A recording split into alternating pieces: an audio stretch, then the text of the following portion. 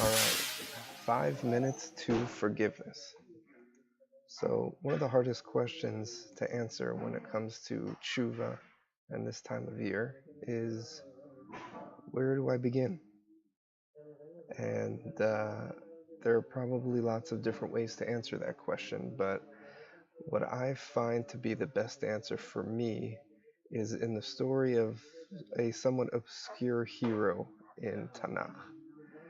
Not Moshe Rabbeinu, not Yosef or Avraham, but actually a non-Jew, Moshe Rabbeinu's father-in-law, Yisro.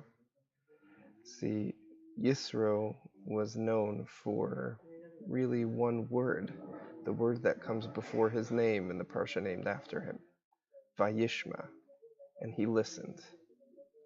And that word is quite interesting because the Midrash tells us that even before Moshe came to meet Yisro, he had gone through this transformative tshuva process of renouncing idol worship, removing from his house all of the idols that he had worshipped, and really separating himself from the entire city of Midian, land of Midian that he was the priest of.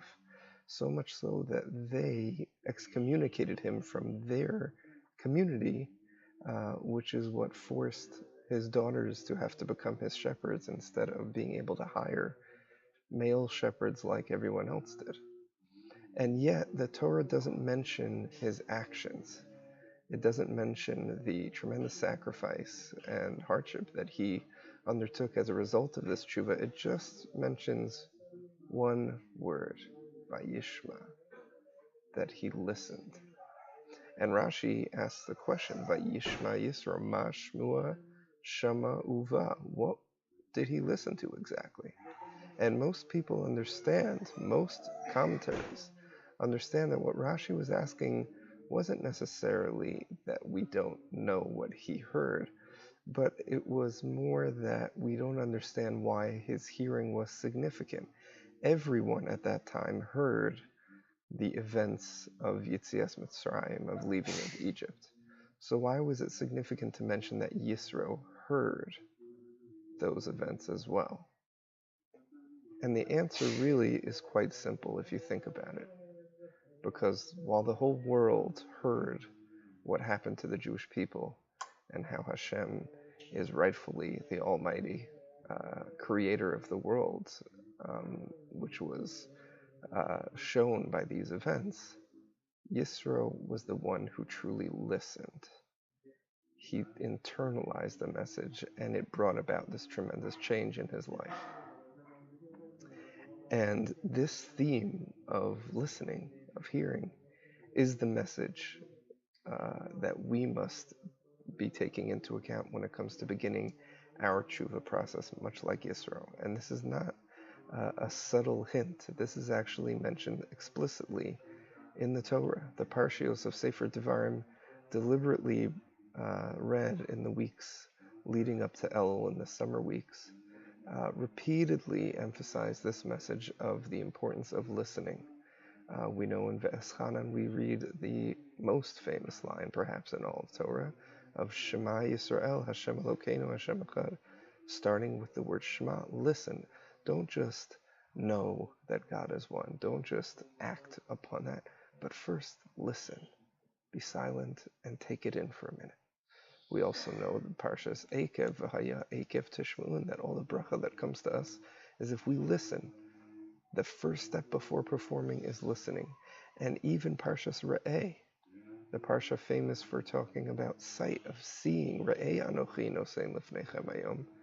Well, the very next pasuk in that Parsha is Es HaBracha Asher Tishme'un, that the bracha comes if we listen, and the klala, the curse that may come to us if, God forbid, we are doing the wrong thing, isn't the result of misbehaving, but it's im lo tishma'un, if you don't listen. Listening is the key to everything. It is the first step to right and wrong, towards the right and wrong path, towards blessing, or, God forbid, curse. And what better way to emphasize this point than the very mitzvah that defines the upcoming holiday of Rosh Hashanah of the blowing of the shofar. There's a famous argument among Rishonim whether the bracha over blowing of the shofar should be litkoa b'shofar, to blow the shofar, or lishmoa v'kol shofar, to listen to the blowing of the shofar. And our tradition is that the bracha be on the listening to the shofar and not the act of blowing. And maybe this is the most obvious way of showing that the first step to tshuva is not to blow the shofar, is not to take the action. It's first to listen, to internalize, to understand, to be silent, and to hear. So what should we be listening to? Is there some message out there that we're not hearing?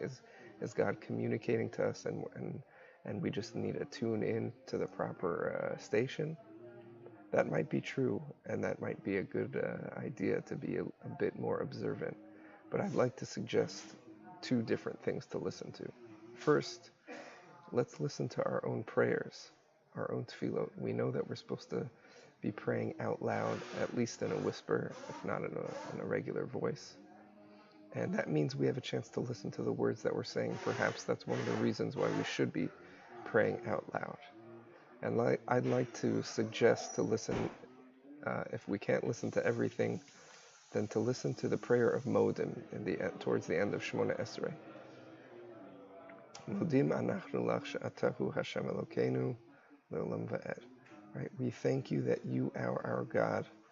Al chayenu hamasurim biyadecha, that our lives are in your hands. Imagine if every day we truly listen to those words, that our entire life is in your hands. It would surely change the way we went about our everyday. Let's try and listen to that prayer a bit more. The second thing I'd suggest is to listen to our own breathing.